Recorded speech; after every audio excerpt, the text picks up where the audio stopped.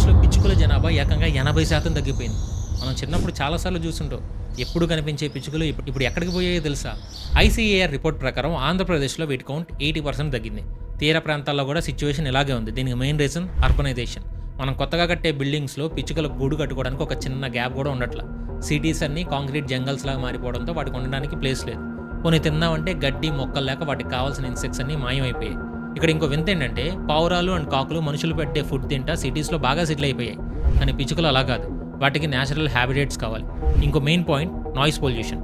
సిటీలో ఉండే విపరీతమైన సౌండ్స్ వల్ల ఈ పిచ్చుకల మధ్య కమ్యూనికేషన్ గ్యాప్ వస్తుంది. దీనివల్ల అవి సరిగ్గా మీటింగ్ చేసుకోలేక పాపులేషన్ తగ్గిపోతుంది. కేవలం పావురాలు పెరగడం వల్ల సిటీస్‌లో రోగాలు పెరిగే ఛాన్స్ ఉంది.